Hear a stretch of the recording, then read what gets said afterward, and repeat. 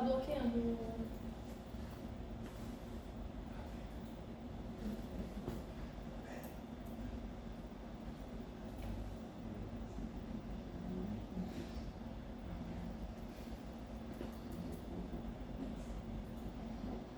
Ah, mas assim, a gente apresenta assim aqui. Isso.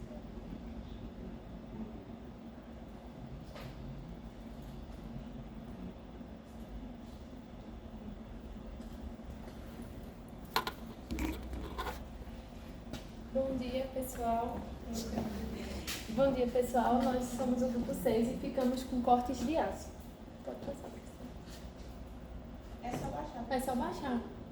Rolar o mouse para baixo. Aqui? Não, só rolar o mouse para baixo.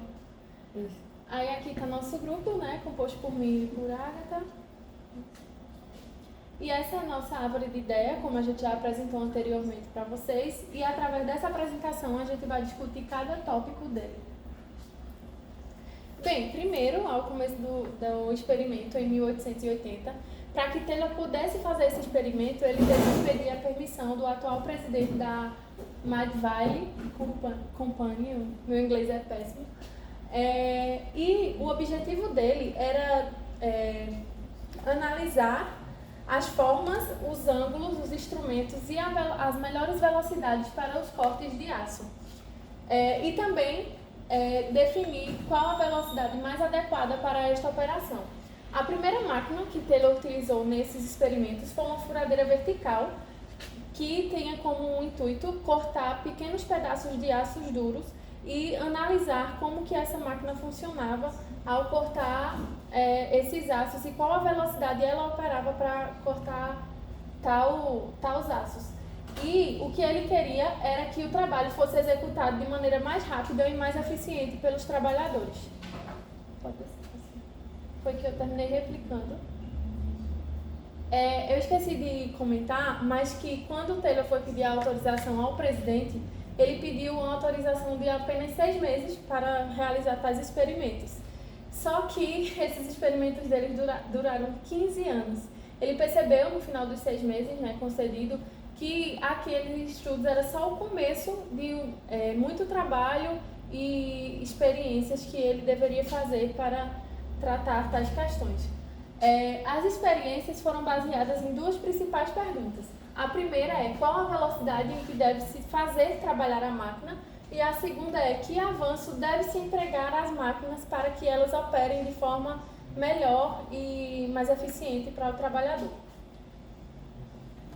Então, aí, para isso, Taylor começou a trabalhar com 12 variáveis, basicamente.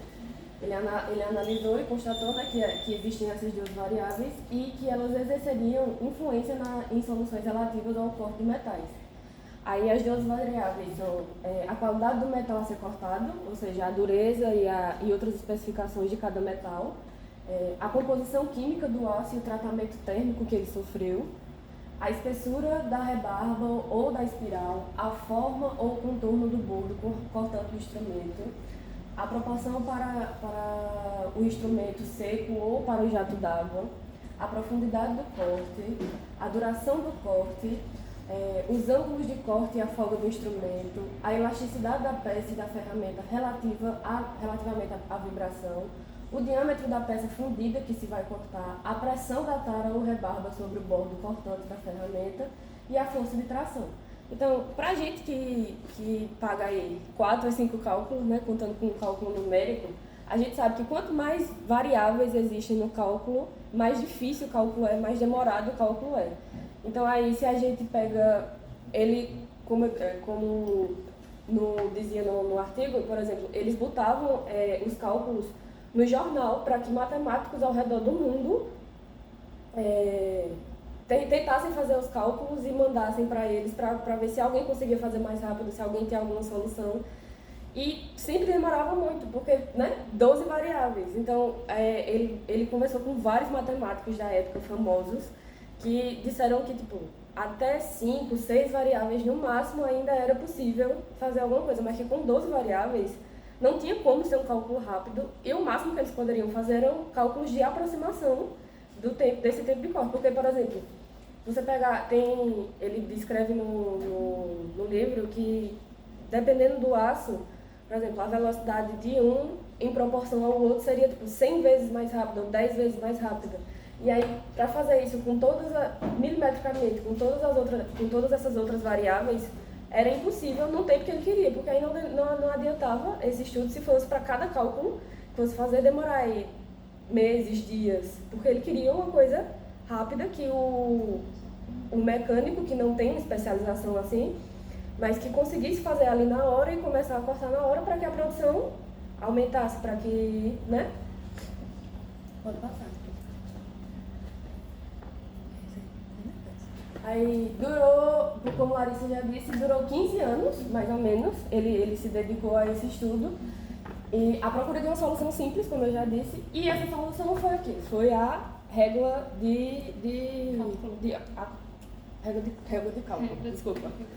Que foi, não havia uma máquina entre 100 cujo tempo de corte tinha sido regulado pelos construtores em velocidade aproximada ao ritmo correto.